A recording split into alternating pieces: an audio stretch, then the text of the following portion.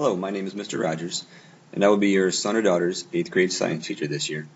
I made this video to kind of show parents and students what class is going to look like for 8th grade science this year.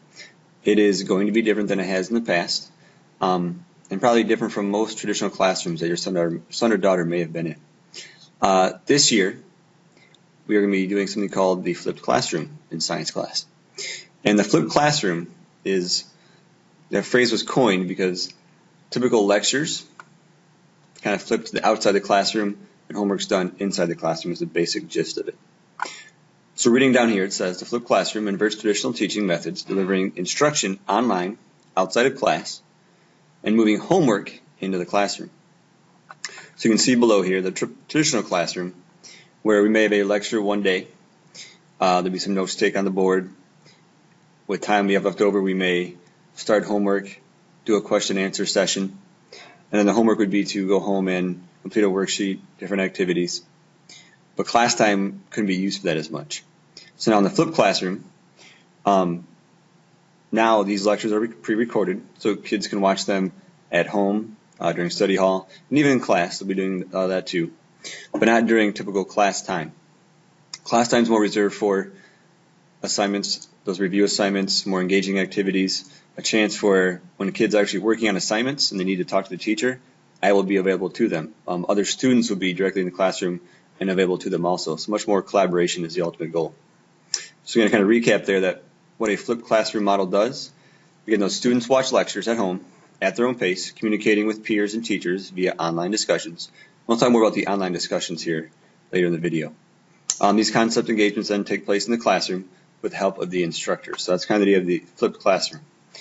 So you saw up here I labeled this the tip of the iceberg. So let's go below to see what the flipped classroom will look like for me this year, or for you this year also.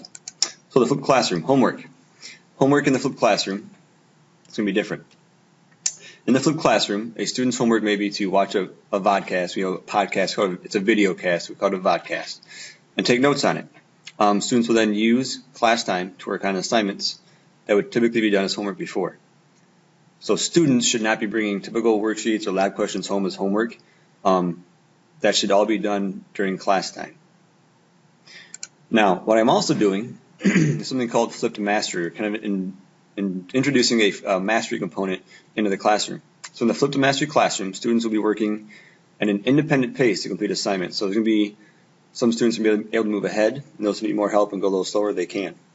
So periodically, throughout a unit, students will need to take a short quiz to show understanding.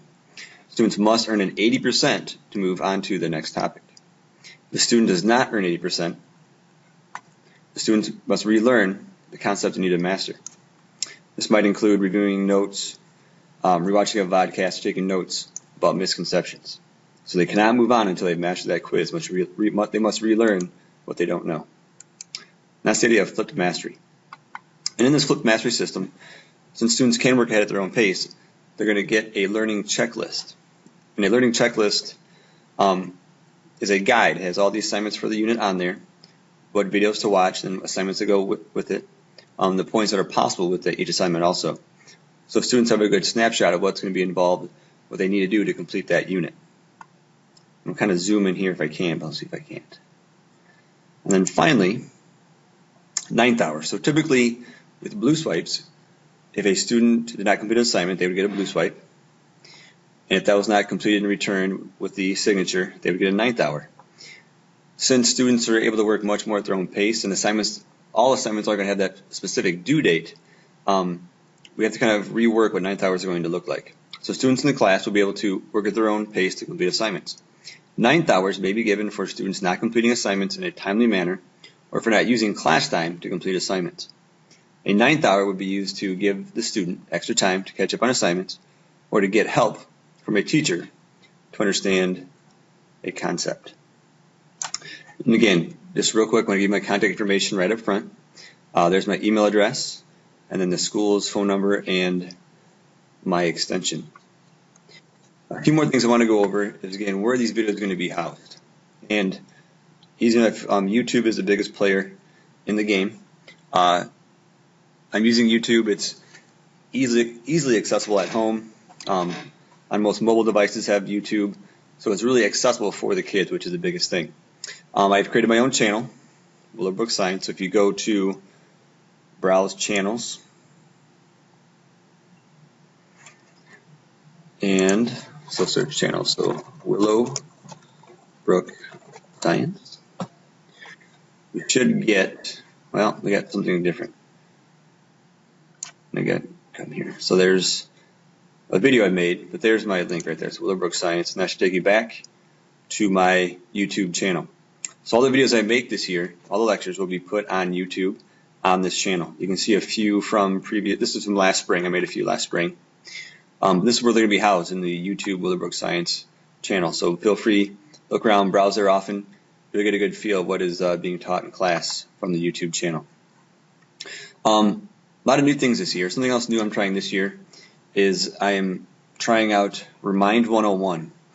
What this does, and I won't use this all the time, but for test days when big projects are due, end of the quarter, kind of for mass reminders for all parents, is Remind 101 is a way for me to kind of discreetly text you without giving away, my personal phone number and things like that, but gives you the ability to receive texts that I send out through Remind 101.